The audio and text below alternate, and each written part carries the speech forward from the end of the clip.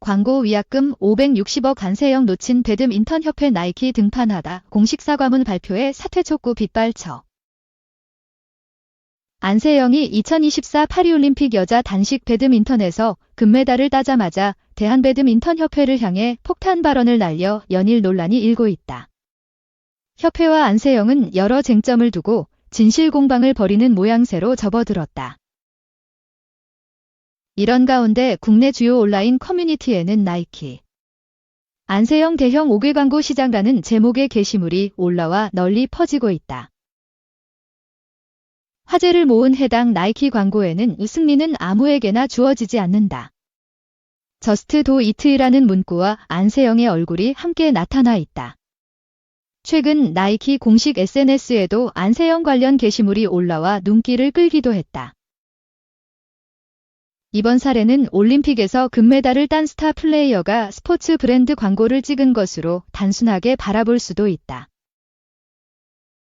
하지만 일각에서 배드민턴협회와 협회의 공식 후원사인 요넥스, 안세영과 협회 사이의 갈등, 안세영과 나이키 등의 얽히고 설킨 관계들이 거론되며 갑론을 박이 일었다.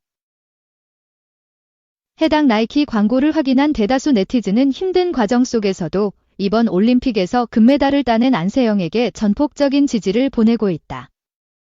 협회와 안세영 중 다수 여론은 안세영 쪽에 좀 기운 상황인 것으로 보인다.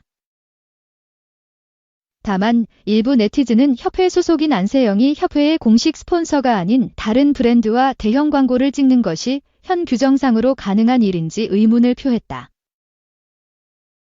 안세영은 최근 발언에서 이런 불합리한 상황이 지속된다면 협회와 더는 동행하지 못할지도 모르겠다고 언급했다.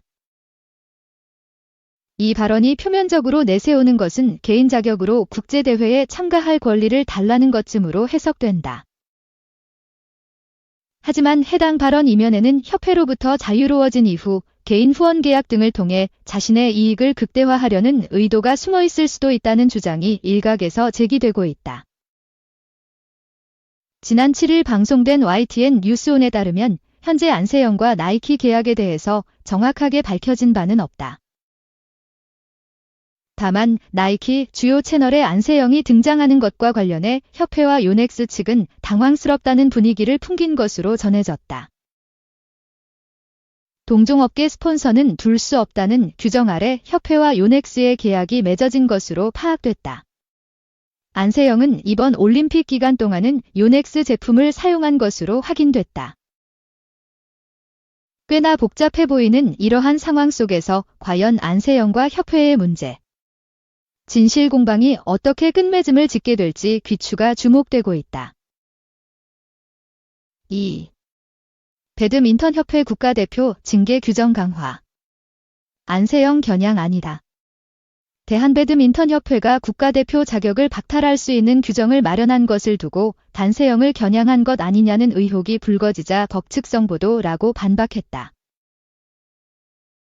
10일 대한배드민턴협회는 보도자료를 통해 국가대표 징계 규정을 강화한 것은 2010년 국가대표 운영 지침이 제정될 때부터 존재하던 조항의 세부 내용을 더한 것이라고 밝혔다. 전날 JTBC는 지난 2월 열린 이사회 회의록을 공개했다. 이에 따르면 선수가 지도자와 협회의 정당한 지시에 불응할 경우 국가대표 자격정지 6개월 미만의 징계를 하기로 했다. 2차례 불응 시 1년 미만, 3차례 불응 시 영구 박탈까지 가능하다고 규정했다. 보도 이후 안세영을 겨냥해 규정을 만든 것 아니냐는 의혹이 제기되자 협회는 적극 해명에 나섰다. 협회는 최근 언론 보도와 관련해 오해가 없길 바라는 마음에 밝힌다며 국가대표 운영 지침에 세칙이 없어 대한체육회의 스포츠공정위원회 징계 규정을 참고해 규정을 개정했다며 이를 두고 안세영 선수를 겨냥한 것이라는 내용은 억측성 보도임을 다시 한번 말씀드린다고 강조했다. 안세영은 지난 5일 프랑스 파리 포르트드라 샤펠 경기장에서 열린 2024 파리올림픽 배드민턴 여자 단식 결승전에서 허빙자오, 중국을 꺾고 우승을 차지했다. 안세영은 1996년 애틀랜타 올림픽 방수현에 이어 28년 만에 올림픽 배드민턴 여자 단식 금메달리스트가 됐다. 한국 선수가 올림픽 무대에서 금메달을 딴 건 2008년 베이징 올림픽 혼합 복식에서 이용대의 효정 이후 16년 만이다. 시상식 직후 기자들과 만난 자리에서 배드민턴 대표팀에 대한 불만을 밝혀 모두 놀라게 했다. 당시 안세영은 무릎 부상이 생각보다 심각했다며 너무 안일하게 생각한 대표팀에 많이 실망했다고 털어놨다. 이어 이 순간을 끝으로 대표팀과 계속하는 건 힘들지 않을까 생각한다고 덧붙였다. 이후 공식 기자회견에서도 대표팀을 향한 비판을 이어가면서 갈등이 확산하고 있다. 3. 에이스 동메달 먹방. 신유빈의 파리 성공기 올림픽. 신유빈 20 대한항공은 탁구장을 운영한 아버지의 영향을 받아 어린 시절 탁구채를 장난감 삼아가지고 놀았다. 그 덕분인지 어린 시절부터 탁구의 두각을 드러냈고 탁구 신동으로 대중들에게 먼저 알려졌다. 신유빈이 5세이던 2009년 SBS 예능 프로그램 스타킹에 출연해 레전드 현정화 한국마사회 감독과 탁구 대결을 펼쳐 대중들을 깜짝 놀라게 했다. 그 꼬마 아이는 밥보다 친구들보다 탁구가 좋다고 말했다. 그 기대만큼 무럭무럭 성장한 그는 2009년 6월 만 14세 11개월 16일의 나이로 최연소 탁구 국가대표가 됐다. 중학생이 탁구 태극마크를 단 것이다. 선배 언니들과 숱하게 국제대회를 경험하며 성인이 된 그는 약관의 나이에 벌써 에이스가 됐다. 2024 파리 올림픽은 신유빈의 뛰어난 실력을 또 한 번 증명한 자리였다. 실력뿐만 아니라 그의 다양한 모습이 대중들에게 관심을 받으며 뛰어난 스타성도 확인할 수 있었다. 한국 여자 탁구의 앞날은 신유빈 덕분에 창창하다.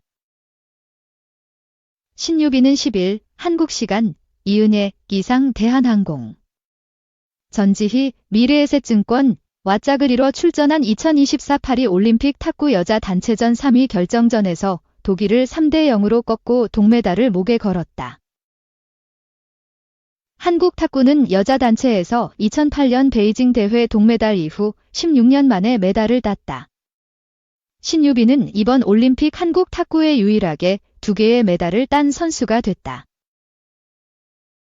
신유빈은 앞서 혼합복식에서 임종훈, 한국거래소과 출전해 동메달을 땄다. 혼합복식 메달은 2012 런던 대회 남자 단체전 은메달 이후 12년 만이었다.